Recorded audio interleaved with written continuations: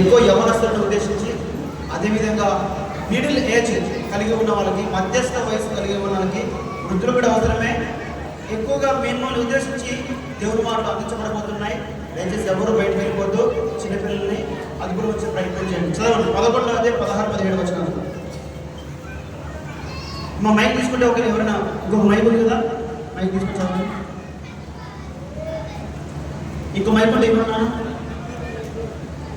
అప్పుడు యెహోవా మోషేతో ఇట్లనెను, జనులకు పెద్దలనియు అధిపతులనియు నీ వెరిగిన ఇశ్రాయేలు పెద్దల నుండి 70 మంది మనుషులను నా యొద్దకు పోగు చేసి ప్రత్యక్షపు గుడారమునకు వారిని తోడుకొని రమ్ము. అక్కడ వారు నీతో కూడా నిలవబడవలెను. నేను దిగి అక్కడ నీతో మాట్లాడేదను, మరియు నీ మీద వచ్చిన ఆత్మలు పాలు వారి మీద ఉంచెదను. దేవుడి వాక్యాన్ని దీవించి మన వెనుకలో ఫలింపజేయనుగాక. ఆమేన్. హల్లెలూయా. మంచిది. ఈ ప్రత్యేకమైన సమయంలో మరొకసారి మీతో పాటు దేవుని మాటలు పంచుకోవడానికి దేవుడు నాకు ఇచ్చిన అవకాశాన్ని ఆశ బట్టి ప్రభువు వందనాలు తెలియజేస్తూ, స్థానిక దేవసేవకులు దానిలయ్య గారికి, అదేవిధంగా అమ్మగారికి ప్రత్యేకమైన వందనాలు, కుటుంబానికి, సహోదరుడికి ప్రత్యేకమైన వందనాలు, వేదిక మీద ఉన్న దైవజనులు కూడా ప్రత్యేకమైన వందనాలు. కూడి వచ్చిన మీ అందరూ కూడా యేసుక్రీస్తు నామములో ఈ సాయంత్రకాల శుభాలు తెలియజేస్తున్నాను. దేవుడు మిమ్మల్ని అందరినీ దీవించుగాక.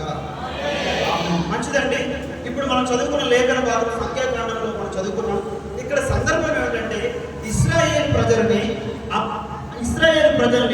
దైవజనుడైన మోషే ఐగుప్తు ప్రాంతం నుంచి కానాను దేశానికి వారిని తీసుకువెళ్లే క్రమంలో, ఆ మార్గంలో వారికి ఆకలైనప్పుడల్లా, దాహమైనప్పుడల్లా ఈ మోషే గారిని వాళ్ళు విసిగించేవాళ్ళు.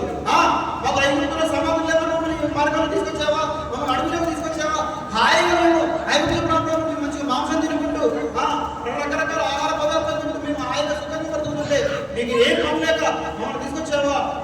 మమ్మల్ని తీసుకొచ్చినావు కదా, మమ్మల్ని పోషించే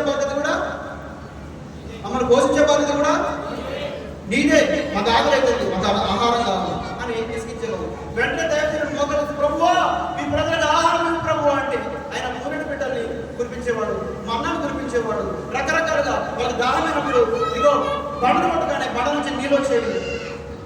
ఇలా రకరకాలుగా అనేక అద్భుతకారులు, సూచకాలు జరిగించి దేవుడు వాళ్ళు పోషించడం, వారి దాహం తీరడం, వాళ్ళు ముందుకు నడిపించడం, పగలు మేఘస్తంభంగా, రాత్రి అగ్నిస్తంభంగా వాళ్ళు ముందుగా ఉంటూ కొన్ని ప్రభువు నడిపిస్తా ఉన్నారు, దేవుడు నడిపిస్తా ఉన్నారు. ఈ క్రమంలో కొన్ని దినాలు గడిచిపోతా ఉన్నాయి. ఇన్ని అద్భుత కార్యాలు చూసి, ఇన్ని మేలు చూసి ఆకలైనప్పుడల్లా, అరే మొన్న ఆల్రెడీ ఆకలైతే మనం మోషే గారు అడిగినప్పుడు దేవుడు గుర్రెడి బిడ్డలు కురిపించాడు. మళ్ళా మనం మోషే గారిని విసిగించొద్దు. ఆల్రెడీ దేవుడు ఆ రోజు అద్భుతం చేశాడంటే ఈ రోజు కూడా చేశాడు. కాబట్టి మోషని విసిగించొద్దు అని అనుకోలేదు. ఏ రోజు ఆకలైతే మాకు అక్కడ సమాధులు లేవని మమ్మల్ని ఇక్కడ తీసుకొచ్చావా, మాకు ఆకలి అవుతుంది, మాకు ఆహారం అని విసిగిస్తుంటే మోషే గారు చేతులు ఎత్తేసి, అయ్యా ఈ సమాధానం నడపడం నా వల్ల కాదు, ఈ సమాధానం నడపడం నా వల్ల కాదు, నా ఒక్కడి వల్ల కాదు, నీకు నా పైన కటాక్షం ఉంటే, ప్రేమ ఉంటే నన్ను చంపే. ఏమంటాడు? నన్ను తొందరగా తీసుకెళ్ళిపోవా, ఈ సమాజాన్ని నడిపించలేను, ఈ సేవ నేను చేయలేను, ఈ పరీక్ష నేను చేయలేను, నా వల్ల కాదు నాయన, దయచేసి నా మీద నీకు ప్రేమ ఉంటే తీసుకెళ్ళిపోవా అని భారంతో ఏడుస్తున్న సందర్భంలో దేవుడిచ్చే సమాధానమే ఇప్పుడు మనం చదువుకున్నాం. ఏంటి ఆ మాట అంటే, చదవండి ఒకసారి. అప్పుడు యెహోవా మోషేతో ఇట్లనెను, జనులకు పెద్దలనియు అధిపతులనియు నీ వెరిగిన ఇశ్రాయేలు పెద్దలలో నుండి 70 మంది మనుషులను నా యుద్ధకు పోగు చేసి ప్రత్యక్షపు గుడారము నాకు వారిని కోరుతున్నాను. అక్కడ వారు నీతో కూడా నిలబడము. నేను దిగి అక్కడ నీతో మాట్లాడేదను. హల్లెలూయా. ఏం జరిగిందంటే, దేవుడు అతని ప్రార్థనకు సమాధానంగా ఈ జవాబు ఇస్తున్నాడు. ఇదిగో జనులు, పెద్దలు, అధిపతులు అనే వాళ్ళు 70 మందిని నీతో పాటు ప్రత్యక్షపు గుడారం దగ్గర తీసుకొని రా. నేను దిగి వచ్చి నీతో మాట్లాడతా, వాళ్ళతో కూడా మాట్లాడతా. హల్లెలూయా, హల్లెలూయా.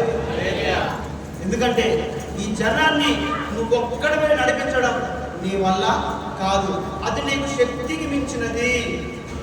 ఐగుప్తు నుంచి ఈ ఇశ్రాయేలీయులు బయలుదేరినప్పుడు 6 లక్షల మంది కాల్బలం బయలుదేరారంట. కాల్బలం అంటే ఆర్మీ, యుద్ధం చేసేవాళ్ళు, సైనికులే 6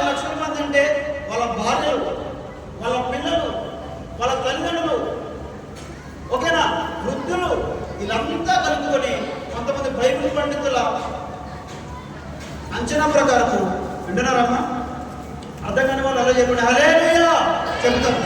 నాకు తెలుసు మీరు చెబుతారని తెలుసు, మీరు చెబుతారని నమ్మి నేను రూఢిగా నమ్మి మళ్ళీ అడిగాను. నిన్న కూడా చెప్పారు. అర్థం కాని వాళ్ళు అలా చెప్పండి హల్లెలూయా అని గట్టిగా సార్ ఇప్పుడు చెప్పింది అర్థం ఎవరు ఏం చెప్తారు, నీకు ఏం అర్థం కావట్లేదు. హల్లెలూయా అన్నమాట చాలు, దానికి ముందు ఏం చెప్పినా మాకు సంబంధం లేదు. లాస్ట్కి హల్లెలూయా మాట వినకూడదా కథం ఆటోమేటిక్గా మా చేతులు మాకు తెలియకుండానే పైకి లేస్తాయి, మా నోరు మాకు తెలియకుండానే హల్లెలూయా అనేస్తుంది. దానికి ముందు నువ్వు ఏం చెప్పినా మాకు సంబంధమే. నేను ఏమన్నాను, అర్థం కాని వాళ్ళు హల్లెలూయా చెప్పడం చెప్పారు. మన అర్థమైందా కావట్లేదా నేను చెప్పే మాటలు కావట్లేదు, అందుకనే హల్లెలూయా చెప్పారు. అయ్యగారు నువ్వే క్లారిటీ లేవు, మేము క్లారిటీనే ఉన్నాం, నువ్వు చెప్పేది మాకు అర్థం కావట్లేదు అందుకనే హల్లెలూయా చెప్తున్నాం అనేవాళ్ళు ఉన్నారా? దేవుని నామమునకు మహిమ కలుగును గాక. హల్లెలూయా. ఇంచుమించుగా కొంతమంది బైబిల్ పండితుల అంచనా ప్రకారం 20 లక్షల మంది ఇశ్రాయేలీలు వాళ్ళు ఐగుప్తు ప్రాంతం నుంచి ఇదిగో కానాను ప్రాంతానికి బయలుదేరేట్టుగా కొంతమంది బైబిల్ పండితుల అంచనా. ఇంతమందిని నడిపించడం ఒకే ఒక సేవకుడు ఆ మోషేకి అది శక్తికి మించిన కార్యం కాబట్టి దేవుడే ఒక నిర్ణయం తీసుకున్నాడు. ఏంటి అంటే ఇదిగో జనంలో అధికారులు అనబడిన గొప్పవారు అనబడిన 70 మందిని ప్రత్యక్షం కూడా తీసుకురా, నేను వాళ్ళతో మాట్లాడతా, నీతో మాట్లాడతా అని చెప్పేసి దేవుడు ఇదిగో వాళ్ళు నీతో నీ పనిలో వాళ్ళు పాలు పంచుకోవాలి, నీ పనిలో నీ భారాన్ని వాళ్ళు పాలు పంచుకోవాలి అని చెప్పేసి దేవుడు మోషేకి ఒక సలహా సూచన ఇవ్వడం జరిగింది. ప్రియమైన దేవుని బిడ్డలారా, ఇక్కడ దానియేలు గారి సంఘం ఎవరైతే ఉన్నారో మీతో ప్రేమతో మాట్లాడే విషయం ఏంటంటే దైవజనులకి పరిచర్య అభివృద్ధి అయ్యే కొలది, పరిచర్య డెవలప్ అయ్యే కొలది ఆ పరిచర్ని ఒకే ఒక వ్యక్తి నడిపించడం ఏ మనిషి వల్ల కాదు. ఎందుకంటే రక్త మాంసాలతో ఉన్న కనుక అలసిపోతాం కనుక జ్ఞానము సముచితమైన జ్ఞానము సరిపోదు కనుక జ్ఞానమనే కాదు మనం నిమిత్త మాత్రం దేవుడు అభిషేకించి వాడుకుని ఎంతమంది నడిపించగలం. కానీ దేవుడు మనల్ని అర్థం చేసుకునేవాడు, మనల్ని ప్రేమించేవాడు కదా. మన ఇంట్లో ఒక ఎలుగు ఉంది, ఒక గాడిద ఉందండి. ఆ గాడిద ఎంత బరువు మోయగలుగుతుందో అంతే మోస్తాం మనం, అంతే వేస్తాం. అవునా కదా? అవునా కదా? మన ఇంట్లో గాడిద ఉందండి, మన ఇంట్లో గాడిద ఉంది, ఆ గాడిద ఎంత బరువు మోయగలుగుతుందో అంతే బరువు దాని మీద మనం వేస్తాం. అది మోయలేని బరువు దాని మీద వేస్తే అది మోయగలుగుతుందా? మోయలేదు. కొంత దూరం కష్టం పోయి ఊపిరి ఆడక చచ్చిపోతుంది పాపం. మనుషులమైన మనమే మోయలేనంత భారాన్ని మనం ఆ గాడిద మీద మోయలేము. అలాంటిది మనల్ని ప్రేమించి మన కొరకు ప్రాణం పెట్టి తిరిగి లేచిన ఆ యేసుక్రీస్తు ప్రభువు నువ్వు మోయలేని భారాన్ని నీ మీద మోపడు, మోయలేని భారాన్ని నీకు ఇస్తాడు. కానీ మళ్ళీ మోయలేని బలమైన పరిచయను నువ్వు శక్తికి మించిన పరిచయం నీకు ఇస్తాడు. కానీ నీకు ఇచ్చిన పరిచయలో నీతో పాటు నీ సంఘ బిడ్డలకి ఆ పరిచయను పాలను అప్పగిస్తాడు. దేవుని నామమునకు మహిమ కలుగును గాక. పాలను నియమిస్తాడు. ప్రభువునందు దేవుని బిడ్డలారా, ముఖ్యంగా యవనస్తులారా మీరు వినండి. దైవజనుడు ఈ పరిచర్య అభివృద్ధి అయ్యకూడదు. ఆయన ఒక్కడే ఈ పరిచర్యను నెట్టుకు వెళ్ళడం సాధ్యం కాదు. ఆయనకి వయసు సరిపోదు, బలం సరిపోదు, శక్తి సరిపోదు, సామర్థ్యం సరిపోదు. మీరు తయారు కావాలి. యేసుక్రీస్తు ప్రభువు ఏమన్నారంటే మీరు సమస్త జనులను శిష్యులుగా చేయండి అంటున్నారు. సమస్త జనులను శిష్యులుగా చేయండి అంటున్నాడు. కానీ ఈ రోజు సేవకులు ఏం చేస్తున్నారు తెలుసా? సమస్త జనుల్ని విశ్వాసంగా తయారు చేస్తున్నారు. అవునా కదా?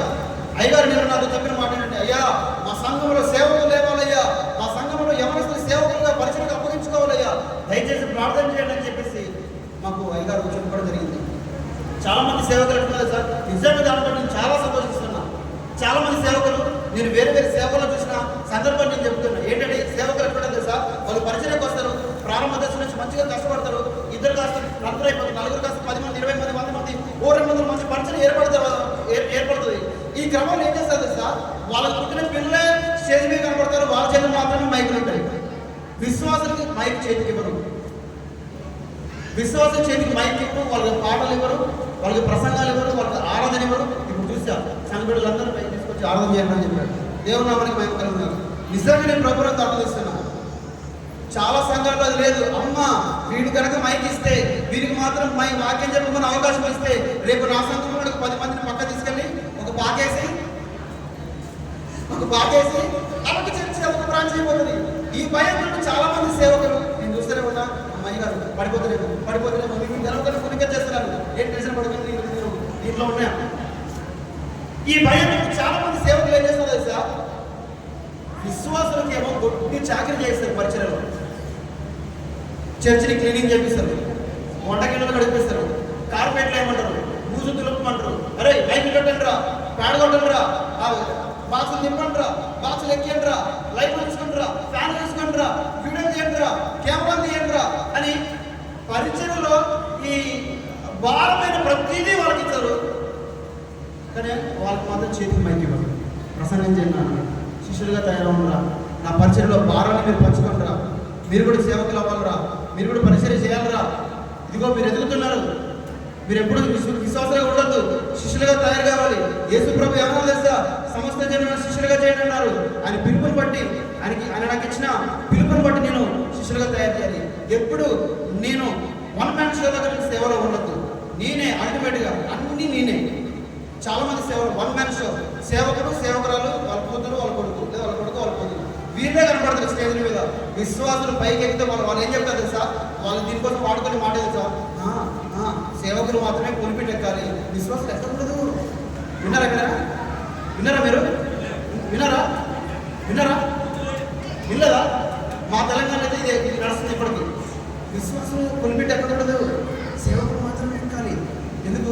స్టేజ్ ఎక్కితే మైక్ పడితే వాక్యం చెప్తారు, ఆలోచన చేస్తారు, కథం వాళ్ళ కొద్దిగా బొబ్బలు అల్లడి కొద్దిగా స్వస్థ బలాలు అమ్మ నాకు కూడా పిలుపు వచ్చిందిరా, నా వల్ల కొద్దిగా అద్భుతాలు జరుగుతున్నాయి, టచ్ అంటే పడిపోతున్నారు. కాబట్టి నేను కూడా ఒక 10 మంది వేసుకుపోయి ఒక రేకులు చెట్టేసి స్టార్ట్ చేస్తా అనుకుంటారేమో. ఈ మాసం ముందే భయపడి వాళ్ళకి మైకులు ఇవ్వట్లేదు. ఇది కృపాకాలం. మన యూదులకు కాదు, ఇశ్రాయేలులకు కాదు, యేసు ప్రభు సిలువలోనే ప్రత్యక్ష గుడాలలో పరిశుద్ధ స్థలానికి అతి పరిశుద్ధ స్థలానికి మన మధ్యలో ఉన్న ఆ బరువైన తెర, అందమైన తెర చిరిగిపోయి చేస్తున్నాము. హల్లెలూయా! అతి పరిశుద్ధ స్థలంలోకి మనం నేరుగా వెళ్ళొచ్చు యేసు ప్రభు రక్తం ద్వారా. హల్లెలూయా! ఇప్పుడు మనకి కట్టుబాట్లు ఏమి లేవు. అమ్మో పరిశుద్ధ స్థలానికి మనం ఎక్కొచ్చో ఎక్కకూడదు, ఆ పులిపిటి మీదకి ఎక్కొచ్చు. మాటిస్తారు కొంతమంది, అయ్యా పులిపిటి మీదకి వచ్చి ఏదైనా వస్తువు తీసుకుంటే, అయ్యా కొంచెం అది అందేవయ్యా, అక్కడే ఉండి, అయ్యా కొంచెం అది అందేవయ్యా, అందేవండి, ఎందుకమ్మా ఎందుకు పైకి ఎక్కడంటే లేదయ్యా సేవకులు మాత్రమే ఎక్కాలి, విశ్వాసం మీద ఎక్కదండి, ఒక్కడికి అందించి పైకి ఎక్కువ వెళ్ళి తీసుకొని పోవాలి. అదేంటి మా గారికి పైకి ఎక్కబడుతున్నారు, విశ్వాసం కాకుండా ఎక్కేది? వాళ్ళ బ్రహ్మ ఆ పనితో తీరిపోయింది అన్నట్టు. ఇది కృపాకాలం. మన ఇశ్రాయేలు కాదు, యూదులం కాదు, యేసు ప్రభు శిలువ త్యాగంలోనే పరిశుద్ధ స్థలానికి అతి పరిశుద్ధ స్థలంలో ఆ మధ్యలో తెర చిరిగిపోయింది. పరిశుద్ధ స్థలానికి మనం నేరుగా వెళ్ళిపోవచ్చు. హల్లెలూయా! హల్లెలూయా! మనం నీటి మంత్రులు కాదు, కానీ యేసు ప్రభు రక్తాన్ని కడగడం ద్వారా మనం అతి పరిశుద్ధ స్థలానికి వెళ్ళడానికి మనం అనుకున్నాం. మంచిది ప్రియులారా, ఇదిగో పరిచర్య అభివృద్ధి అయ్యే కొద్దీ ప్రభుత్వ ప్రియులారా, ప్రియ గమనిస్తున్నారా, జ్ఞాపకం పెట్టుకోండి, మీ దైవజనుడి మీద ఉన్న ఆ పరిచర్య భారాన్ని మీరు కూడా పంచుకోవాలి. హల్లెలూయా! అయ్యా మా వల్ల కాదయ్యా, మేమేం చేయలేమయ్యా, మాకు అంత ధైర్యం లేదయ్యా, మాకు అంత జ్ఞానం లేదయ్యా అంటే దేవుడు ఇస్తాడు జ్ఞానం. హల్లెలూయా! దేవుడు ఇస్తాడు ధైర్యం. మోషేని పిలుచుకున్నప్పుడు గొర్రెలు కాసుకుంటుంటే ఆ సీనాయి పర్వతం మీద మండుతున్న అగ్నిపోతల నుంచి కనపడి, వెళ్ళు నువ్వు ఐగుప్తు ప్రజల దగ్గరికి వెళ్ళు, నేను సేవలో వాడుకుంటా, వాళ్ళని నీతి వరకు నేను కారణం చేసిన పంపిస్తున్న బాబు, నేను నత్తివాడిని ప్రభు, అయ్యో నాకు తెలియలేదు ప్రభు, అయ్యో వాళ్ళు నా మాట వినకున్నాయని అని చెప్పేసి వాళ్ళు మాటలు నా వల్ల కాదు, నాకు అంత జ్ఞానం లేదు, నేను 4 మంది నత్తివాడిని, నా వల్ల కాదని పలుమార్లు ఆయన వెనకడుగు వేసిన, లేదు నువ్వు వెళ్ళాల్సిందే అని ప్రభు ఆ వ్యక్తికి జ్ఞానాన్ని, ధైర్యాన్ని సమస్తము సమకూర్చి అభిషేక రూపంలో ఆయనకి ఇచ్చి ఆయన నడిపించుకున్నాడు. దేవుడు నామానికి మహిమ కలుగును గాక. కాబట్టి బైబిల్ సంస్థ ఎవరికైనా జ్ఞానం తక్కువ ఉంటే వాళ్ళు దేవుడిని అడగాలి. సొలొమోను ఏమడిగాడు? నీకు ఏం కావాలా అంటే, నాకు ఏమవుతుంది, నాకు జ్ఞానం ఇవ్వు చాలు, మన ప్రజల్ని పరిపాలించడానికి కావాల్సిన జ్ఞానం చాలు. దేవుడు ఇస్తాడు జ్ఞానం, దేవుడు ఇస్తాడు ధైర్యం. నేను పరిచయ ప్రారంభంలో, నేను పరిచర్యకి వస్తున్నానుగా 2015లో పరిచర్యకు వచ్చిన, నేను పరిచర్యకు వస్తున్నానుగా అప్పటికి నన్ను లీడ్ చేసే ఒక సహోదరుడు డైరెక్ట్గా మా మేనమామలు మేనత్తలు ఉంటే ఆ ప్రాంతంలో డైరెక్ట్ మైక్ చేతికిచ్చి వాక్యం చెప్పమన్నాడు. ఎక్కడని ఎదిరి వాక్యం చెప్పచ్చు, కానీ మనకు తెలిసిన మన బంధువుల ఒక పాట పాడాలన్నా, ఒక సాక్షి చెప్పాలన్నా ఇంటికి ఉంటుంది. అవునా కదా? సాక్షి చెప్పాలి. మనకు తెలిసిన వాళ్ళు, మనకు తెలవని వాళ్ళ మధ్యలో ఎంతైనా ఎగిరి మాట్లాడచ్చు, తెలిసిన వాళ్ళ మధ్యలో వాళ్ళు. కానీ నాకు మొట్టమొదటిసారి మైక్ వచ్చింది ఎక్కడ తెలుసా? మా మేనమామలు, మేనత్తలు, మా బంధువులు, మా తోబుట్టుల మధ్యలో నాకు బయట చెప్పించి వాకింగ్ చెప్పారు. నా చేతులు దాన్ని గాలి పెట్టడం దాన్ని ప్రార్థన చేసుకున్నా. దేవుడే నిబ్బరం కలిగి ధైర్యంగా ఉండము అనే మాట దేవుడు మా చెవులు కింగ్ అని ఆయన ఇచ్చాడు. అదే మాట 10 నిమిషాలు చక్కగా వణుకుంటూ చెప్పి ఆయన రామాయణ. కాబట్టి భయపడాల్సిన అవసరం లేదు. పరిచయం చేయడానికి కావాల్సిన జ్ఞానాన్ని, పరిచయం చేయడానికి కావాల్సిన ధైర్యాన్ని, పరిచయం చేయడానికి కావాల్సిన ఆ కోరుకోలు, ఆ సహనాన్ని దేవుడే మీకు అనుగ్రహిస్తాడు. ఆమేన్. హల్లెలూయా, హల్లెలూయా, హల్లెలూయా, హల్లెలూయా. పరిచర్యలో చాలా భారం ఉండదండి. పరిచర్య అనేది ఏదో ఈజీగా అలవోకగా వెళ్ళేది కాదు. పరిచర్యలో ఎన్నో ఒడిదుడుకులు ఉంటాయి, ఎంతో భారం ఉంటుంది, ఎంతో కష్టం ఉంటుంది. ఈ కష్టంలో మీ దైవ సేవకుడు పడే కష్టంలో ఇప్పుడు ఇంకా పరిచర్య వృద్ధి అవుతా ఉంది. ఇంకా పరిచర్య వృద్ధి అవుతుంది. నిన్న చూసా కదా 60-70 మంది ఆ చిన్న హాల్లో పట్టట్లేదు. పరిచర్య వృద్ధి అవుతుందా లేదా? ఒకప్పుడు అంతమంది కూర్చున్నారు అందులో, అక్కడ ఇక్కడ అక్కడ ఉంటారు ఒకప్పుడు. ఇప్పుడు అంతమంది ఉన్నారా? అంతా కిక్కిరిసిపోతుంది. అంటే పరిచర్య అవుతుందా లేదా? రేపు 50 మంది పెరుగుతారు. అప్పుడు పరిచయం పెరిగే కొద్దీ యవనస్తులారా మీరు ఏం చేయాలంటే మీ దైవజనుల మీద, భుజముల మీద ఉన్న ఆ పరిచర్య భారాన్ని కొంత ఆ పాలను మీ భుజముల మీద వేసుకోవాలి. హల్లెలూయా. మీరు మీ సేవకుడికి చేదోడు వాదుడుగా ఉండాలి. హల్లెలూయా, హల్లెలూయా. దేవుని నామమునకు మహిమ కలుగును గాక. మోషే అంటున్నాడు, ప్రభువా ఈ జనాన్ని నడిపించడం నా వల్ల కాదు నాయనా, నా మీద నీకు కటాక్షం ఉంటే నన్ను చంపే. ఇన్ని తట్టుకోలేకపోయాడు, ఆ పరిస్థితులను తట్టుకోలేకపోయాడు. పరిచర్య వృద్ధి అయ్యే కొద్దీ, పరిచర్య పెరిగే కొద్దీ ఆటోమేటిక్గా మానసికంగా టెన్షన్ పెరిగిపోతాయి. ఎందుకంటే అందరూ ఒకే రకంగా ఉండరు. కొంతమంది చెప్పిన మాట వినరు. మనం ఏది చెప్తే దానికి వ్యతిరేకంగా నడుస్తారు. ఎక్కువ సేవకుల ఆరోగ్యం పాడైపోవడానికి కారణం ఎక్కువ ఎవరు తెలుసా? కుటుంబస్తులు కాదు, సంఘస్థులే. ఈ అనుభవం వాళ్ళు ఖచ్చితంగా ఈ మాట కరెక్ట్ అవుతుంది. నిజమే మైకల్ గారు, నిజమే కరెక్టే. సేవకుడికి ఎక్కడ తెలుసా? కుటుంబం గురించి కంటే ఎక్కువ పరిచర్య గురించి, విశ్వాసం గురించి రేయి మొదలు ఆలోచించడు. మా పరిచర్య ఎట్లా డెవలప్ చేయాలా, విశ్వాసం ఎలా వాళ్ళకి ఎంత మంచి వాక్యాన్ని అందించాలి, ఎలా మంచి మార్గంలో వాళ్ళు అనిపించాలి, వాళ్ళకి కావాల్సిన సమస్యను ఎలా సమకూర్చాలి, ఇదిగో చర్చ ఎలా కట్టాలి, చర్చ పక్కన స్థలం ఎట్లా తీసుకోవాలి, మీటింగ్ ఎలా పెట్టాలి. కొంతమంది ఎవరైనా నామకర్తలు రహస్య పాపాలు జీవిస్తుంటే వాళ్ళని బట్టి గుండె గాయమైపోతుంది. అయ్యో ప్రభువా, నేను ఇంత వాక్యం చెబుతున్నా, ఇంత ప్రయాసపడుతున్నా, ఇంత కలిగి విడుస్తున్నా, వారి జీవితాలు మార్చుకోలేకపోతాం. బాప్తిసం తీసుకొని కూడా వాళ్ళు నామకర్తలు పడుతుంటున్నారు. రహస్యంగా పాపాలు చేస్తున్నారని దైవజనుల హృదయం పగిలిపోతుంది, కన్నీరు మున్నీరైపోతుంది. సేవ అంటే ఈజీ కాదు. కొంతమంది ఏంటంటే సేవని ఒక బిజినెస్గా కొంతమంది సేవ చేయడం, బిజినెస్ చేయడం, పైసలు సంపాదించుకోవడం. అక్కడ ఫ్లాట్ కొనడం, ఒక మీటింగ్ పెట్టడం, అందులో వచ్చిన కారణమే ఒక ఫ్లాట్ కొనడం, మళ్ళీ ఆడిన తర్వాత మళ్ళీ మీటింగ్ పెట్టడం, దాంట్లో వచ్చిన కారణం ఇంకొక ఫ్లాట్ కొనడం.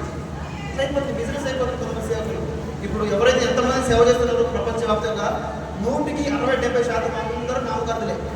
పిలుపుతో వచ్చిన వాళ్ళు కాదు, ఏదో వాళ్ళ వాక్చాతుర్యంతో, వాళ్ళకున్న జ్ఞానంతో, వాళ్ళకు పలుకుబడితో సేవ చేసేవాళ్ళే. 100-40% మాత్రమే దేవుడి చేతి పిలుపుని అందుకొని భారముతో కన్నీరు పిడుస్తూ, ఎన్ని అవకతవకలున్నా, ఎన్ని కష్ట నష్టాలున్నా ఓర్చుకుంటూ, నన్ను పిలిచిన దేవుడు నమ్మదగిన దేవుడు, నన్ను విడిచిపెట్టడు, నన్ను పిలిచిన దేవుడు నమ్మదగిన దేవుడు, ప్రభువునందు ప్రయాస వ్యర్థము కాదు అని అన్నింటినీ ఓర్చుకుంటూ పరిచయంలో ముందుకెళ్తాను. అందులో ఈ దైవజన పరిచయం వింటుండే జరిగింది. దేవుడు నామమునకు మహిమ కలుగును గాక. అయ్యగారు ఏమన్నారంటే, అయ్యా ఇక్కడ నాకు ఏదైతే ఉందో అది ఏది నేను నా ఇంటి దగ్గర నుంచి తీసుకొచ్చింది కాదు, అంతా ప్రభుత్వించింది. హల్లెలూయా. ఫలాన్ని చూసి చెట్టు ఏదో గమనించాలి, గుర్తించాలట. మనం యేసుప్రభు అంటారు, ఫలం అంటే పండు. పండును చూసి చెట్టు ఎలాంటిదో మనం గుర్తించాలి. మామిడి చెట్టుకు జాంకాయలు కాస్తాయా? మామిడి చెట్టుకు మామిడికాయలే కాస్తాయి, అవునా కదా? పండును చూసి ఈ చెట్టు ఎలాంటిదో గుర్తించడానికి ప్రభువాడు యేసు ప్రభు చెప్తున్నారు. ఇదిగో ఈ పరిచర్య ఫలాన్ని చూస్తా ఉన్నాను. ఈ పరిచర్య అక్కడున్న స్థలము, ఆ మంచి మందిరము, ఆ ఇల్లు, అదంతా వీటే. ఒకప్పుడు కట్టుబడులతో వచ్చాడు స్థలానికి, దేవుడు ఇంతగా హెచ్చించాడు. ఈ ఫలాన్ని బట్టి చూస్తే అర్థమైపోతుంది, వీరు దేవుడిచ్చిన ఆ గొప్ప పిలుపుతో ఎన్నో కష్టాలు వచ్చి, ఎన్నో నష్టాలు వచ్చి, ఎన్నో టెన్షన్స్ ఓర్చుకొని, నన్ను పిలిచిన దేవుడు నమ్మదగిన దేవుడు. ఒకసారట వెళ్ళిపోవడానికి ప్రయత్నం చేశాడట, బ్యాగ్ మొత్తం చదువుకొని. ప్రభు సేమ్ మోసే ఎట్లా చేశాడో, అయ్యా నా వల్ల కాదు, ఈ సేవ చేయడం నా వల్ల కాదు,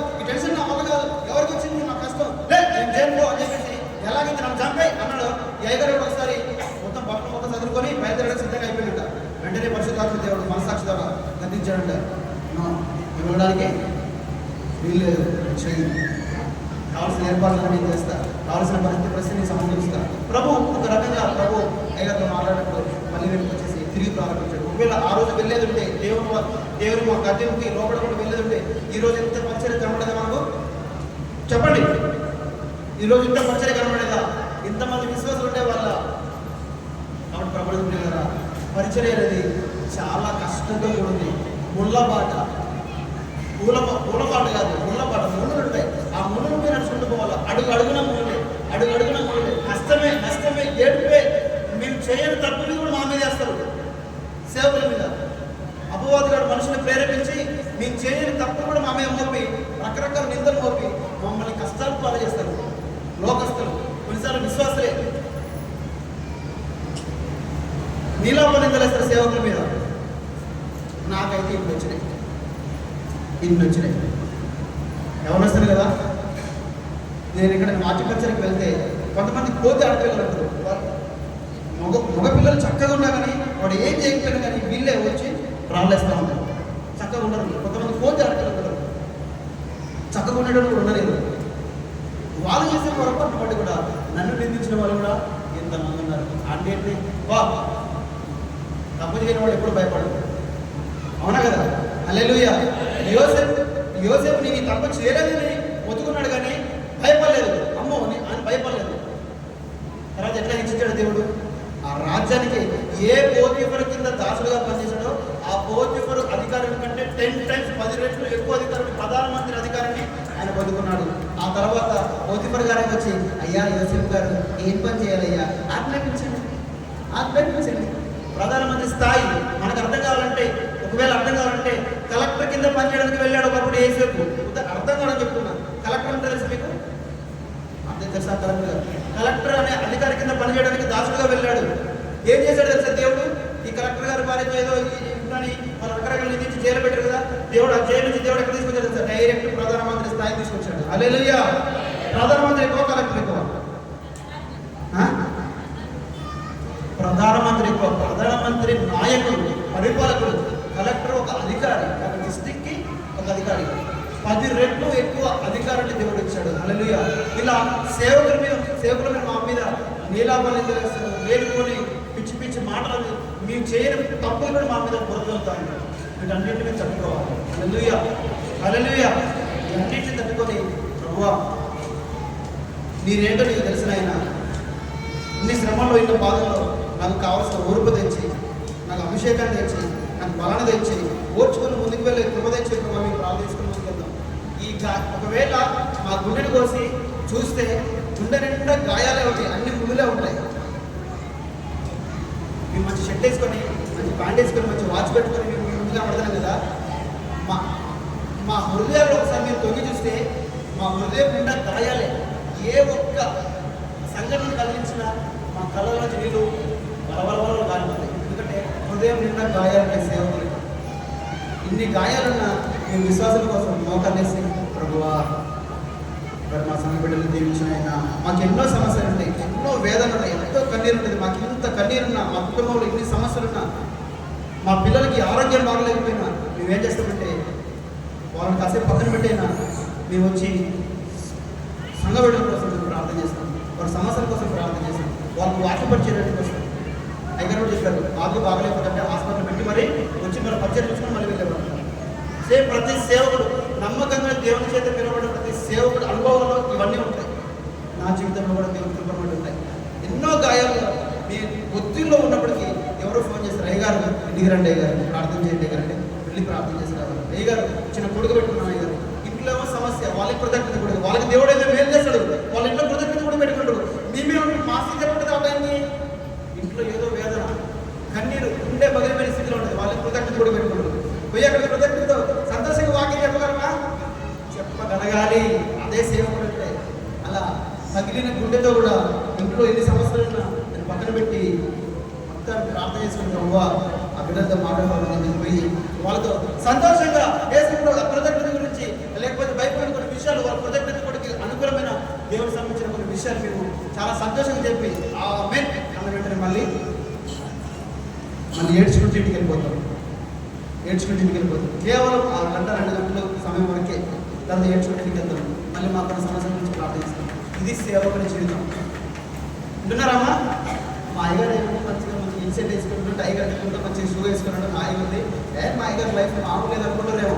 ఆ ఇల్లు చూసి, ఆ స్థలం చూసి, ఈ హాల్ తీసుకున్నారంటే మామూలు కూడా నా సేవకుడే మహాన్ ఉండదులే. మా అయ్యగారికి ఏ సహకరించాల్సిన అవసరం లేదు. ఆయన మంచిగా హాయిగా డబ్బులు కూడా బాగానే ఉన్నాయి అయ్యగారికి అనుకుంటున్నారేమో. పరిచయకి ఎంత అవసరమో, మీ శ్రమ అవసరం, మీ సహకారం అవసరం. దేవుని నామమునకు మహిమ కలుగును గాక.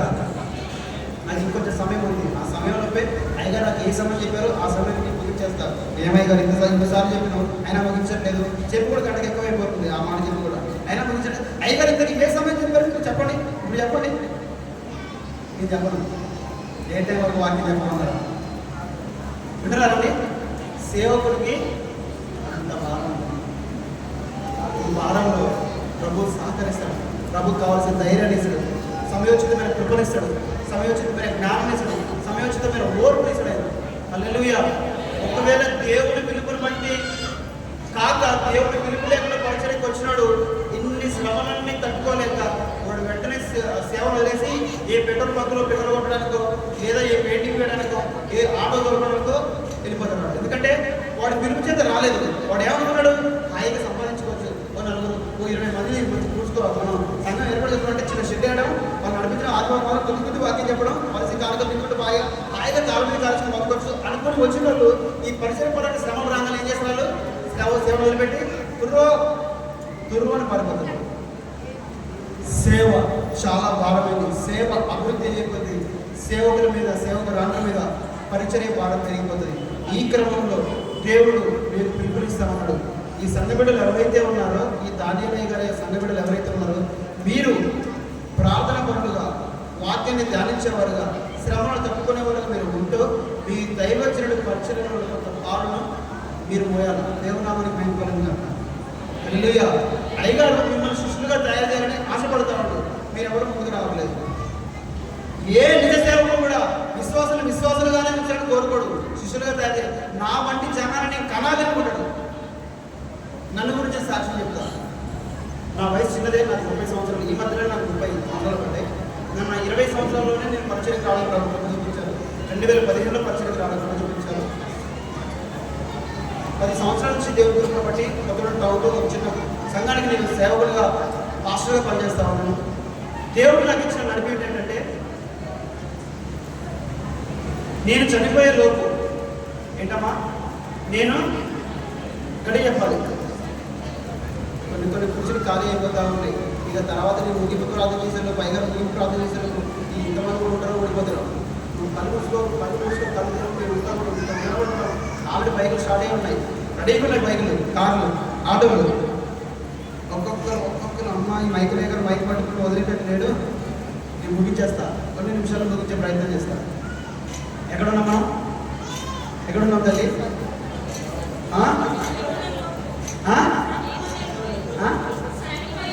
చనిపోయే లోపు నా తీర్మానం ఏంటంటే, నాలాంటి ఒక 12 మంది సేవకులను నేను తయారు చేయాలని తీర్మానం చేసుకున్నాను. దేవుడు నామానికి మహిమ కలుగును గాక. ఇప్పటికి ఎంతమంది తయారు చేశారు తెలుసా?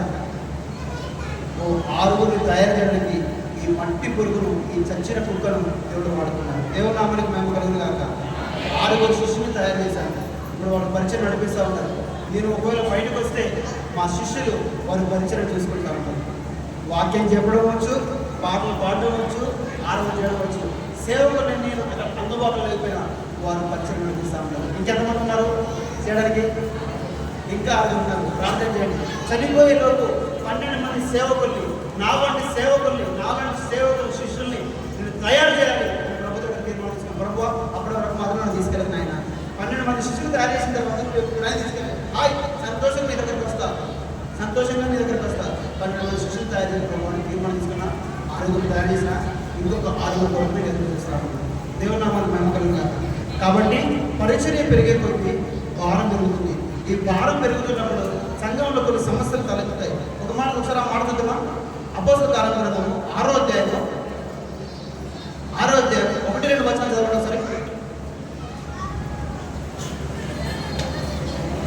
6వ అధ్యాయం 1-2 వచనాలు. ఆ దేవునిలో శిష్యుల సంఖ్య విస్తరించుతున్నప్పుడు అనుదిన పరిచయంలో తమలోని విశ్వాసాలను చిన్న చూపు చూచిరని ఎబ్రియుల మీద గ్రీకు భాష మాట్లాడి యూదులు చదవసాగిరి అని చదువుతున్నా. కొంచెం క్లారిటీ లేదు. ఆ దినములలో శిష్యుల సంఖ్య విస్తరించినప్పుడు అనుదిన పరిచయంలో తమలోని విధవరాలను చిన్న చూపు చూచిరని హెబ్రియల మీద గ్రీకు భాష మాట్లాడే యూదులు చదవసాగిరి. అప్పుడు 12 మంది అపోస్తలులు తమ యొద్దకు శిష్యుల సమూహమును పిలిచి, మేము దేవుని వాక్యము బోధించుట మాని ఆహారం పంచిపెట్టడం యుక్తము కాదు. కాబట్టి సహోదరులారా, ఆత్మతోను జ్ఞానముతోను నిండుకొని మంచి పేరు పొందిన 7 మనుషులను మీలో ఏర్పరచుకుని మేము వారిని ఈ పనికి నియమించుము. హల్లెలూయా. పరిచర్య ప్రారంభంలో పరిచర్య అభివృద్ధి అయిపోతుంది. శిష్య పరిచర్యలో చాలా సమస్యలు తలెత్తాయి. భోజనాల దగ్గర ఇగో విధవరాలని కొంతమంది గ్రీకు భాష మాట్లాడే యూదుల్ని చిన్న చూపుతో ప్రారంభించారు. ఈ రోజున కృతజ్ఞత ఎలాగైతే ఉందో మన దేశంలో, ఆ రోజుల్లో గ్రీకు భాష మాట్లాడే యూదుల్ని ఈ హెబ్రీ భాష మాట్లాడే యూదులు చిన్న చూపు చూసేవాళ్ళు. అరే మీరు మనకు సంబంధించిన వాళ్ళు కాదురా, మీరు మన దగ్గర కాదు, మీరు మన తెలుగు కాదురా, నగరంగా చూసేవాళ్ళు. ఈ స్థితిని గమనించిన ఆ కొంతమంది ప్రజలు అపోస్తలుల దగ్గరికి కంప్లైంట్ తీసుకెళ్ళారు. అయ్యా, మమ్మల్ని చిన్న చూపు చూసేవారు, అయ్యా మేము యేసుప్రభువుని నమ్ముతున్నాం, దేవుని దగ్గరికి వస్తున్నాం, సంఘంలో కూడుకుంటే మమ్మల్ని దూరం కూర్చోబెడుతున్నారు, భోజనం పెట్టే దగ్గర కూడా మమ్మల్ని చిన్న చూపు చూస్తున్నారు, మాకు సరిగా పెట్టట్లేదు, మమ్మల్ని చాలా తక్కువ చూపు చూస్తున్నారు, చులకన చూస్తున్నారు, మమ్మల్ని అందరూ కలవనేయట్లేదు. ఇలాంటి సమస్య తలెత్తింది. ఇంకా చాలా సమస్యలు తలెత్తాయి. ఈ క్రమంలో అపోస్తలులు ఏం చేశారంటే జనసమూహాన్ని పిలిచి, సంఘాన్ని పిలిచి, అయ్యా మేము వాక్యం చెప్పడం మానేసి మీకు భోజనాలు పెట్టుకుంటూ సమయం గడపడం మంచిది కాదు. కాబట్టి మీలోనే ఏమంటున్నాడు, వింటున్నారా, మీలోనే ఆత్మతోనూ జ్ఞానముతోనూ నిండుకున్న 7 తీసుకొని రండి, వారిని మేము అభిషేకిస్తాం, ఈ పని కొరకు నియమిస్తామని చెప్పేసి అపోస్తలులు అందరూ కూడా ఆ నియమాన్ని ఆ ప్రకటన ప్రకటించడం జరిగింది. అప్పుడు ప్రొకోరస్ని, స్టెఫెనుని, ఫిలిప్పుని, కొంతమంది 7 శిష్యుల్ని తీసుకొచ్చారు. నేను ముగిస్తున్నాను. తీసుకొచ్చినప్పుడు ఆ అపోస్తలులు ఏం చేశారంటే, వారు ఆ అపోస్తలులు అందరూ ఆ 7 శిష్యుల మీద చేతులిచ్చి అభిషేకించి ఆ పరిచర్య కొరకు వారిని నియమించడం జరిగింది. అప్పటి నుంచి వాళ్ళు ఈ భోజన కార్యక్రమాలు కానీ మిగతా కార్యక్రమాలను ఎవరు చూసుకునేవారు? అపోస్తలులు చూసుకోవట్లేదు. ఇక ఈ పరిచర్యలు చూసుకునేవాళ్ళు. కేవలం సేవకుల పని ఏంటి? ప్రార్థన ఎందునో వాక్యం ప్రకటించడం ఎందునో వాళ్ళు బిజీ అయిపోయారు. అదే సరిపోతుంది వాళ్ళకి.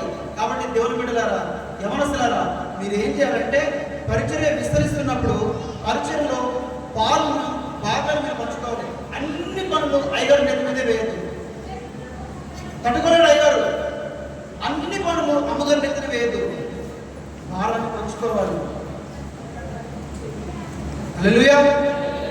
పంచుకుంటున్నారు. మరి కొంతమంది కనబడుతున్నారు, కానీ ఈ స్థాయి సరిపోదు. ఇంకా రేపు పరిచయం పెరిగే కొద్ది ఇంకా బాగా ఎక్కువైపోతుంది.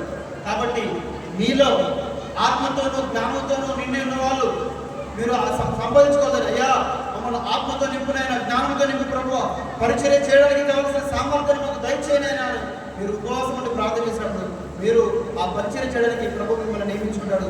దేవజనులను ప్రేరేపించి, ఇదిగో వీరైతే ఈ పరిచర్యకు అర్హులని చెప్పేసి మీ తలలపై చేతులిచ్చి అభిషేకించి ఆ పరిచర్య కొరకు మిమ్మల్ని నియమించడానికి అవకాశం దొరుకుతుంది. దేవుని నామానికి మహిమ కలుగుతుంది కాక. అయితే ఇక్కడ ఒక ట్విస్ట్ ఏంటంటే వీళ్ళు దేని కోసం నియమించబడ్డారు? ఏ పని కోసం నియమించబడ్డారు చెప్పండి? ఈ కుర్చీలు వేయడానికి, ఈ సాపలు వేయడానికి, ఈ క్లీనింగ్ చేయడానికి, భోజనాలు పట్టించడానికి, ఈ పరిచర్య కొరకు హస్త నిక్షేపణ పొందారు. కానీ కేవలం వారికి అపోస్తలులు ఆ పని మాత్రమే అప్పగించలేదు. ఫిలిప్, ఆ సమరయ ప్రాంతానికి వెళ్ళు, ఆ సమరయ ప్రాంతాలకి ప్రజలకు సువార్త ప్రకటించు, వాళ్ళకి బాప్తిస్మం ఇవ్వు.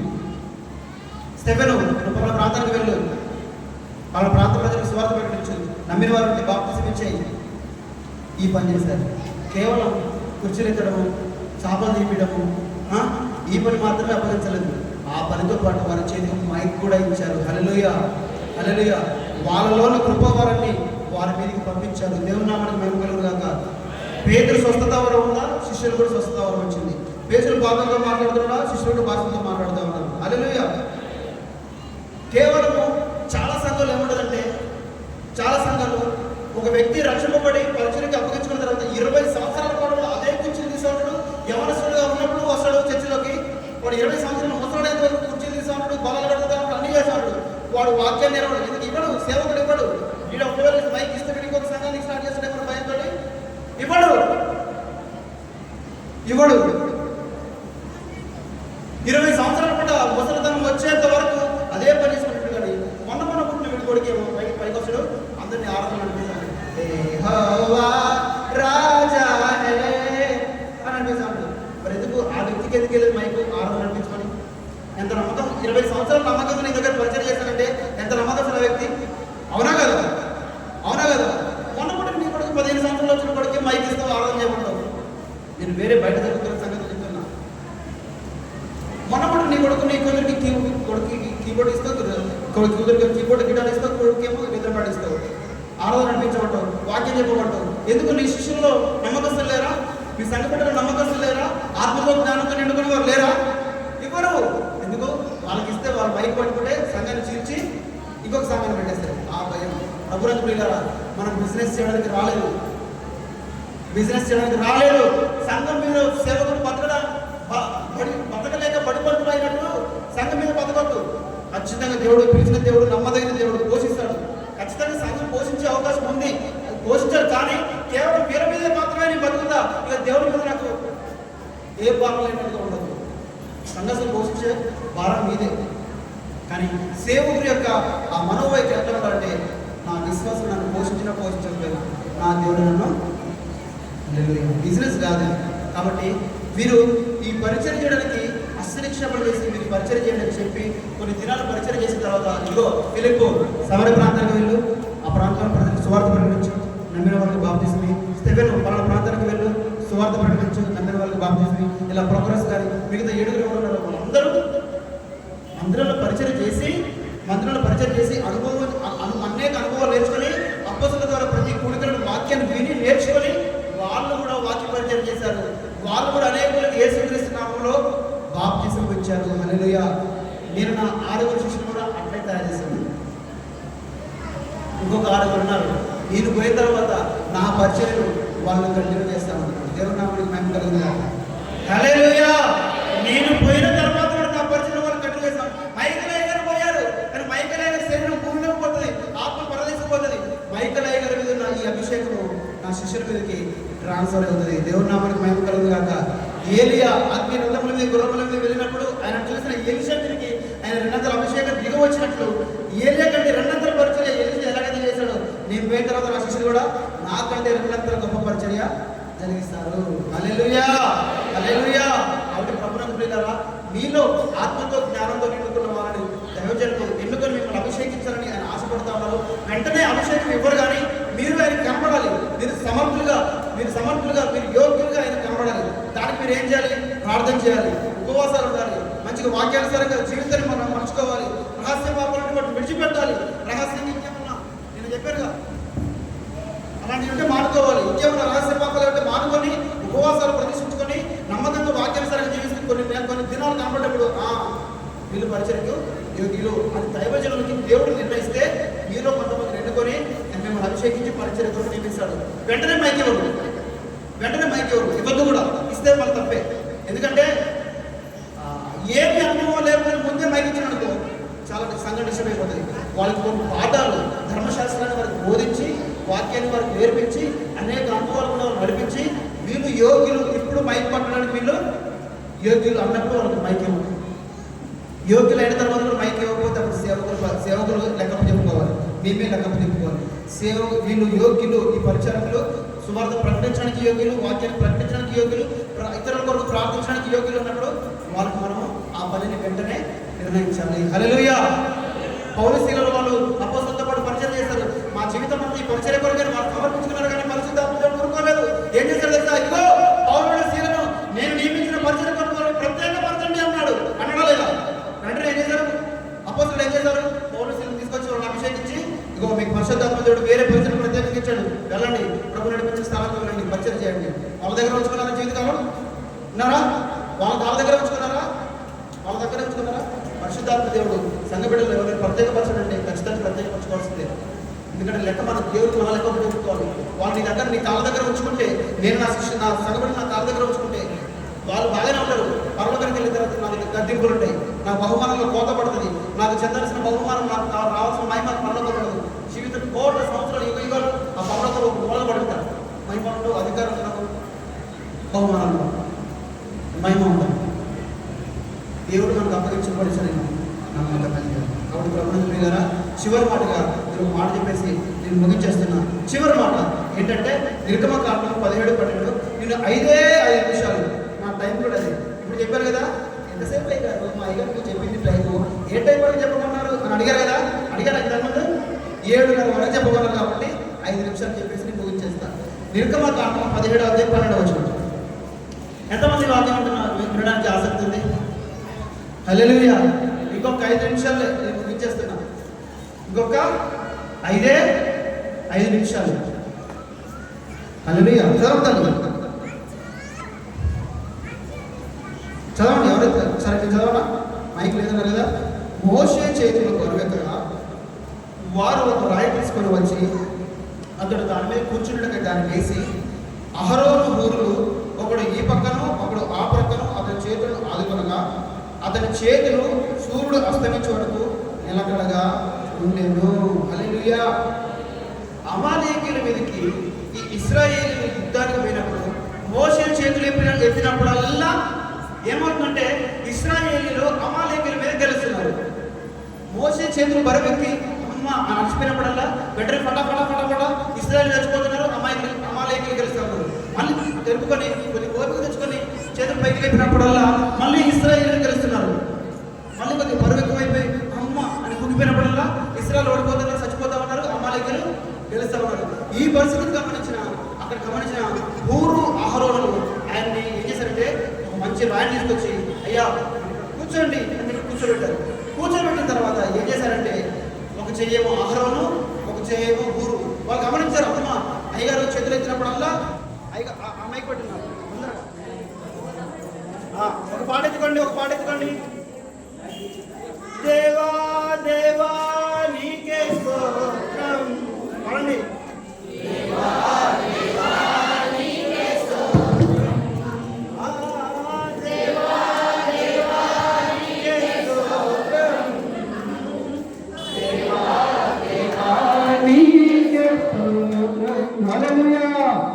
ఏం చేస్తారు?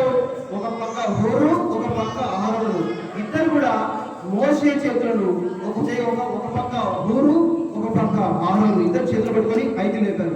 ఎందుకంటే వాళ్ళు గమనించారు అమ్మా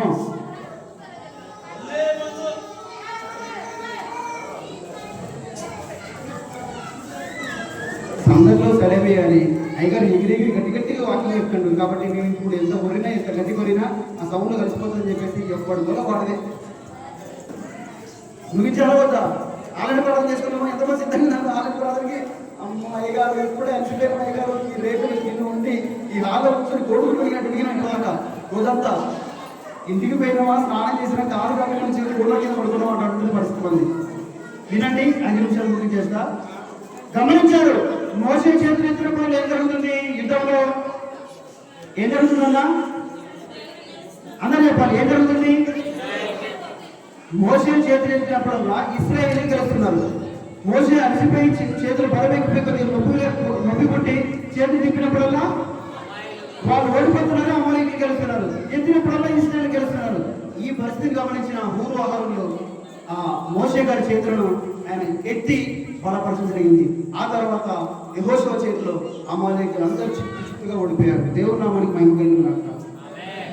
ఇక్కడ మోషే దైవజనుడు అనగా ఆ దైవజనుడు ఇదిగో మీ దానియేలు గారికి పోలికగా ఇప్పుడు మనం ఆత్మీయ కోణములు పోల్చుకుంటే ఊరు అహరోనులు ఈ సంఘ బిడ్డలో కొందరు కావలసి ఉన్నది. దేవుని నామానికి మహిమ కలుగుగాక.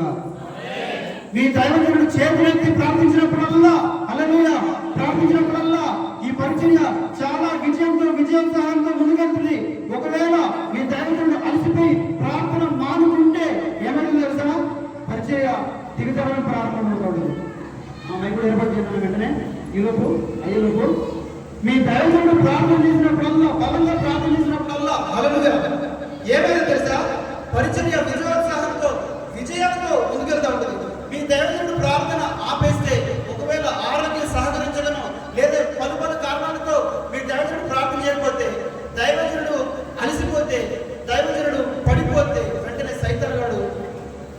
దైవజనుల మీద విశ్వాసం మీద గెలవడం ప్రారంభిస్తాడు. అమలేఖ్యలు అపవాదికి మన సైన్యానికి మనము పోలికగా మనం చూసుకుంటే ఆత్మీయ కోణంలో దైవజనుడు చేతులు పడిపోతే పరిచర్య ఎంత దిగజారిపోతూ ఉంటుంది. దైవజనులు ప్రార్థించినప్పుడల్లా ఆత్మకార్యాలు బలమైన శూరకార్యాలు పరిచర్యలో జరుగుతూ ఉంటాయి. మరి సేవకుడు ఒక్కడే పరిచర్య కొరకు ప్రార్థన చేస్తే ఆయనకి ఆ ఓర్పు సరిపోదు. సేవకుడు ఒక్కడే ఇంత గొప్ప పరిచర్య భారాన్ని అందరినీ ఆయన నివేసుకొని పరిచర్య కొరకు ఆయన ఒక్కడ మాత్రమే ప్రార్థన చేస్తే పరిచర్య ముందుకెళ్ళదు. అది ఆయనకి శక్తికి మించిన ప్రయాస. కాబట్టి సంఘ బిడ్డల్లో కొంతమంది కాదు అందరూ ఏం చేస్తా ఈ పరిచర్య కొరకు మీరు కూడా అయ్యగారి చేతులను మీరు ఆదుకోవాలి. హల్లెలూయా. అయ్యగారి కంటే ముందు అయ్యగారి తర్వాత కూడా మీరు మీ పరిచర్య కొరకు చేతులెత్తి బలంగా మీ పరిచర్య కొరకు ప్రార్థన చేయాలి. హల్లెలూయా. మీరు ప్రార్థన చేయకపోతే దైవజనుల చేతులు బలపరచబడవు. దైవజనుల చేతులు బలపరచబడకపోతే ఆయన ప్రార్థన చేయలేడు. ఆయన ప్రార్థన చేయలేకపోతే పరిచర్య ఓడిపోవడం ప్రారంభిస్తుంది. అపవాదిగాడు సంఘాన్ని ఓడించడం ప్రారంభిస్తాడు. అర్థమవుతుంది నా మాటలు? నా మాట అర్థమవుతుందా? ప్రార్థన దైవజనుడు ప్రార్థన చేయని స్థితి అంటూ ఎప్పుడు ఉండదు. కానీ ఇది కేవలం ఆత్మీయ కోణంలో మాట్లాడుతున్నా. అదేమని గారు మీ ప్రార్థన చేయమా? సేవకులు మీ ప్రార్థన చేయ రోజే ఉండదు. ప్రార్థన చేయకుండా ఉన్నాడు ఏ సేవకుడు. నేను ఉన్నాను కనీసం ఒక 10 నిమిషాలు బాగుంటే ప్రార్థన చేస్తాను. కానీ ఇంత భారమైన పరిచర్య కొరకు కావలసినంత ప్రార్థన దైవజనులు కొన్ని ప్రత్యేకమైన సమయంలో చేయలేకపోవచ్చు. ఇంత భారమైన పరిచర్యకు కావలసినంత ప్రార్థన కొన్నిసార్లు చేయలేనప్పుడు ఏం తెలుసా? విశ్వాసులు శిష్యులు లేచి దైవజనుల చేతులు పట్టుకోవడం అంటే వచ్చి పైకి వచ్చి ఐదారు ఇంట్లో ఉన్నప్పుడు మంచి బెడ్ నుంచి కింద తింటే ఐదారు కూర్చొని మీ పక్కన ఒకరిని కూర్చొని చేతులు పట్టుకుంటాం. ఈ పట్టుకోవడం కాదు. మీరు మీ ఇళ్ళలో కూర్చొని మీ దైవజనులు చేసే ప్రార్థనకు ఏకీభవిస్తూ బలంగా మీ పరిచర్య కొరకు మీరే ప్రార్థన చేయాలి. దేవుని నామానికి మహిమ కలుగుగాక. అప్పుడు సాతాను ఓడిపోతాడు. పరిచర్య అంచెలంచెలుగా విజయంతో ముందుకు కొనసాగిపోతుంది. ఆమేన్. హల్లెలూయా. ఇది ఒక కోరిక. ప్రార్థన ద్వారా మీరు దైవజనుల చేతులు బలపరచాలి. రెండు శ్రమ ద్వారా మీ కష్టంతో కూడా దైవజనుల చేతులను బలపరచాలి. హల్లెలూయా. ఇంతకుముందు చెప్పింది ఇప్పటివరకు పరిచర్యలు ఇంతవరకు వాక్య పరిచర్య చెప్పింది. మీరు ప్రతి పనిని దైవజనుల నెత్తి మీద వేయద్దు.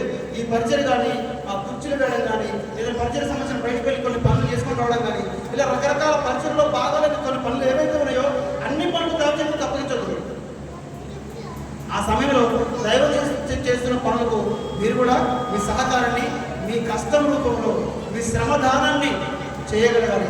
అలా మీ శ్రమ ద్వారా మీ దైవజనుల చేతులను బలపరచాలి. హల్లెలూయా. మొదటిది ప్రార్థన ద్వారా మీ దైవజనుల చేతులు బలపరచాలి. 2 మీ శ్రమ ద్వారా మీ కష్టం ద్వారా మీ దైవజనుల చేతులు బలపరచాలి. అంటే మీ దైవజనుల సేవ చేసే పరిచర్యలో పాలుని మీరు తీసుకొని ఆయనకు కొంత రెస్ట్ ఇవ్వాలి, ఆయన కొంత ఉపశమనం ఇవ్వాలి. హల్లెలూయా. మూడవది, ఇది చివరిది, పరిచర్య ఎలా కొనసాగుతుంది? పరిచర్య కేవలం ప్రార్థన ద్వారా మాత్రమే ముందుకెళ్తుందా? చివరి మాట ఐదర్లో లేశారు. నా టైం కూడా అయిపోయింది. నేను టైం ఫాలో అవుతూనే ఉన్నా.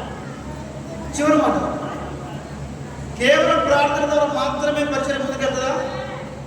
ప్రార్థన ద్వారా మాత్రమే. ప్రార్థన 90% పరిచర్యకు అవసరం.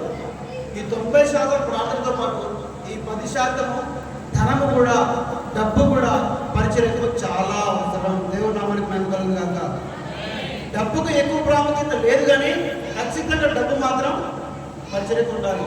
కాబట్టి సంఘటనలు మీరు ఏం చేయాలంటే పరిచర్య కొరకు మీ కష్టార్జితంలో నుంచి కొంత భాగాన్ని దేవుడు మిమ్మల్ని ప్రేరేపించిన కొలది, మీ ఇష్టానుసారంగా మీ మనసులో నిర్ణయించిన కొలది మీరు కొంత డబ్బుని మీ కష్టార్జితం తీసుకొచ్చి దైవజనుల చేతికి ఇచ్చి దైవజనుల చేతులను బలపరచాలి. హల్లెలూయా. హల్లెలూయా. అప్పుడు మీ పరిచర్య విజయవంతంగా అంచెలంచెలుగా విజయం పొందుకుంటూ ముందుకెళ్తుంది. దేవుని నామానికి మహిమ కలుగుగాక. ఊరు ఆహారంలో మోసే చేతులు బలపరిచినట్లు మీరు 3 కోణాల్లో మీ దైవజనుల చేతులను బలపరచాలి. ఎలా? ప్రార్థన ద్వారా, 2 మీ కష్టం ద్వారా, శ్రమ ద్వారా, దైవజనుల పనిలో పాలను పంచుకొని మీ దైవజనులు కొంత పాలను తగ్గించడం ద్వారా, శ్రమ ద్వారా మీ దైవజనుల చేతులు బలపరచాలి. 3 మీ కష్టార్జితం నుంచి కొంత ధనాన్ని మీ మనసులో నిర్ణయించిన కొలది లేదా దశమ భాగం ఇస్తున్నారా? ఎంతమంది ఇస్తున్నారు దశభాగం దగ్గరకి? దశభాగం ఇస్తున్నారా? ధన్యులు మీరు ఇచ్చిన దానికి మీరు 10% ఇస్తే దేవుడు పూర్వంతల బహుమానం దేవుడు మీకు ఇస్తాడు. హల్లెలూయా, హల్లెలూయా. ఇచ్చిన వాడు దీవించబడతాడు, బిగబట్టిన వాడు కూడా అంచెలంచెలుగా దిగిపోతూ ఉంటాడు. నేను చాలాసార్లు దేవుడు ఒక దేవజనుడికి వాడు కానికి ఇవ్వని ప్రేరేపించినప్పుడు నేను ఇవ్వలేదు. నేను తాగజనే ఉంది కూడా ఇవ్వలేదు. 1000 రూపాయలు ఇవ్వాల్సిన చోట 10,000 నష్టపోయా. ఎంత నష్టపోయా? దైవజనుడిని వాక్యం తెలిసిన వెంటనే పలానా సేవకుని ప్రేరేపించి మనకి ఆ దేవజనుడికి ఇలా నాయన అంటే నేను ఇవ్వలే, బిగబట్టుతా. ఏం చేసి తెలుసా? ఒక గుద్దు గుద్ది ఏం చేశాడు? ఒక గుద్దు గుద్ది 10,000 నష్టపోయేటట్టు చేశాడు. వాడు ప్రభుత్వ పిల్ల డబ్బును మనం బిగబట్టద్దు. ఏం చేస్తాడు సార్? నువ్వు దైవజనులకు ఇవ్వాల్సిన ఆ యొక్క కానుకను, ఆ యొక్క చందాను, ఆ భాగాన్ని మీరు బిగబడితే మీ కుటుంబం కళ్ళమైపోతుంది, నష్టపడిపోతూ ఉంటుంది, అంచెలంచెలుగా దిగజారిపోతారు. కానీ మీరు అభివృద్ధి కానే కాదు. మీరు దైవజనులకి ఇచ్చి చూడండి.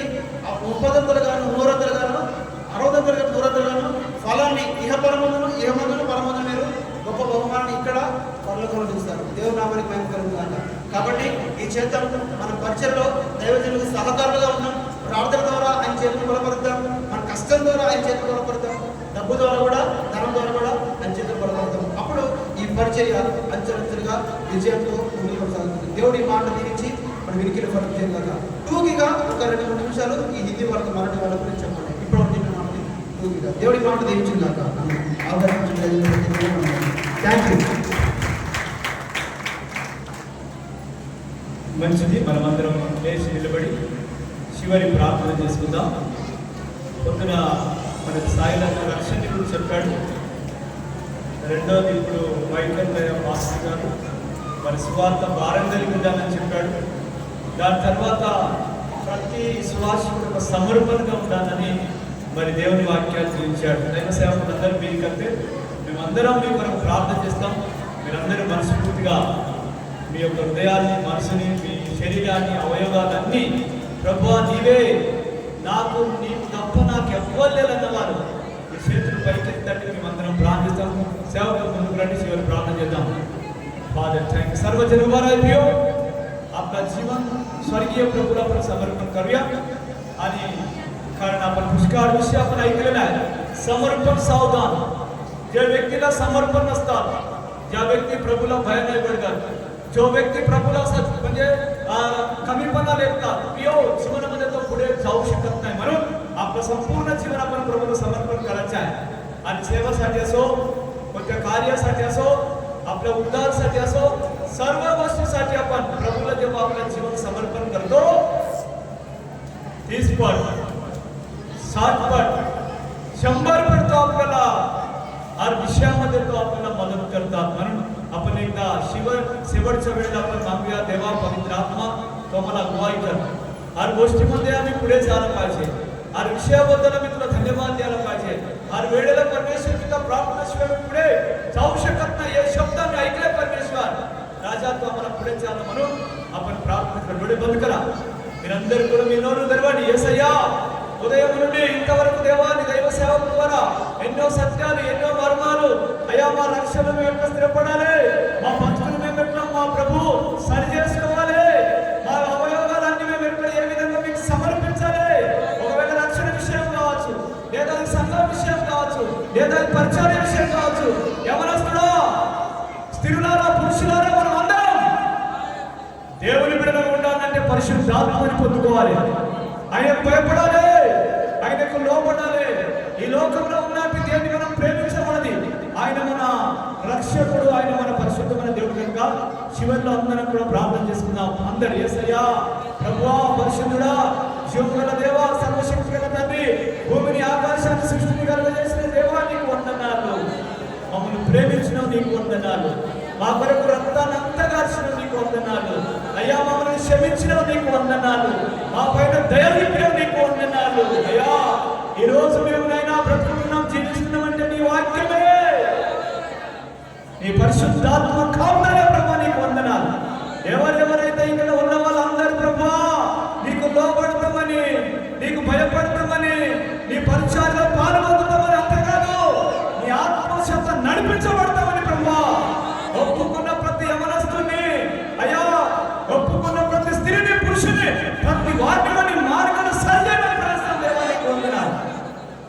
ఎంతకాలం, ఎన్ని రోజులు ప్రభుకు నువ్వు దూరం ఉంటావు? దేవునికి ఇష్టమైన పని చేయవు, దేవునికి లోబడవు, దేవుడు అంటే భయపడవు, దేవుని వాక్యాన్ని పాటించవు. ప్రేమ దేవుని బిడ్డ, ఈరోజు దేవుడు నీతో నాతో మనందరితో మాట్లాడాలి, లోబడాలి. ఆయననే మనం కనపరచాలి. కనుక అందరం ప్రార్థన చేద్దాం. ప్రభువా నీకు వందనాలు. పరిశుద్ధుడా మీరందరూ మీ తలను శబ్దం సార్ सत्यदाता दाता लोकवरवान देवरिया प्रियो एक समर्पण करोगे मां राजा में करो कर हर जीवन भर हर समय हर वक्त परमेश्वर पिता मैं आपके लिए जीऊंगा और आपके लिए रहूंगा। आपके बिना मैं जिंदगी नहीं जी सकता परमेश्वर। चलते वक्त, बैठते वक्त और सोते वक्त हर समय हर जगह पे परमेश्वर पिता मैं आपको धन्यता परमेश्वर करके अपना जीवन प्रभु को समर्पण करो। कुछ लोग ऐसा है वचन सुन के आप लोग ऐसा मत जाओ, वो वचन अपना मन में ले लो और वचन के अनुसार आप चलो, अपना जिंदगी बदल जाएगा, आपका जीवन भले भले जीवन हो जाएगा। यीशु मसीह बोले वो साधारण परमेश्वर नहीं आए, उसका वचन जो भी सुनता है और उसका वचन के अनुसार जो भी चलना भी निर्णय भी लेता है, उनका जिंदगी 100 गुना आगे बढ़ेगा। लेकिन सब कुछ सुनकर भी वैसा ही रहे तो तेरा जिंदगी बर्बाद हो जाएगा। क्यों? तू परमेश्वर का वचन सुनकर भी उस वचन को तूने तुच्छ किया है। और शाऊल ने परमेश्वर का वचन सुना लेकिन उसका वचन के अनुसार चल नहीं पाया हो, इसलिए उसका घराना पूरा पूरा नीचे नीचे गिरता गया। लेकिन दावीद का घराना वैसा नहीं हुआ, बढ़ते बढ़ते आगे बढ़े है मेरे प्रियो। इसलिए अपन दावीद के समान आगे बढ़ेंगे। धन्यवाद पिता। प्रभु हम कैसा सब लोग प्रार्थना कीजिए समय में अपने बीच में। और वेंकट पास्टर चौड़े साहब अब आप प्रार्थना करेंगे, उसके बाद आशीर्वाद के साथ अपन समाप्त करेंगे। हम सब थोड़ी देर प्रार्थना करेंगे। Thank you Jesus. हम धन्यवाद करते हैं इस समय परमेश्वर पिता, आपका महान उपस्थिति के लिए हम धन्यवाद करते हैं प्रभु। आपका उपस्थिति में दिन भर आपने हम चलाया प्रभु, आपके दासों के द्वारा हम सबसे बातचीत किया उद्धार के विषय में प्रभु। सुबह के सेशन में बातचीत किया प्रभु से। इस समय में आपके सेवकों के साथ रहकर सेवकाई को बढ़ाने के विषय में जवान और कलिसिया के सभी के साथ आपने बातचीत किया है। यहाँ उपस्थित प्रभु आपके बच्चे उन बातों को सुने हैं, सीखे हैं परमेश्वर पिता। ये बातें उनके दिल और दिमाग में रहने पाए, ये कभी छोड़ने ना पाए प्रभु जी। अपने अपने कलिसिया में सेवक के साथ मिलकर जुड़कर प्रभु जी आपकी सेवा को आगे बढ़ाने में आप सहायता कर, मदद कर प्रभु जी। एक बार हम सबों को आपके हाथ में देते हैं। आज के दिन भर की सेवकाई में प्रभु आपने रहे को आशीषित किया, हर एक के साथ बोला, बातचीत किया, सारे बातों के लिए हम धन्यवाद देते हैं। यहाँ से घर जाने वाले, यहाँ रुकने वाले प्रभु हर एक को हम आपके हाथ में देते हैं प्रभु। आप सहायता करना, मदद करना। आप धन्यवाद देते हुए प्रार्थना यीशु के नाम से मांगते हैं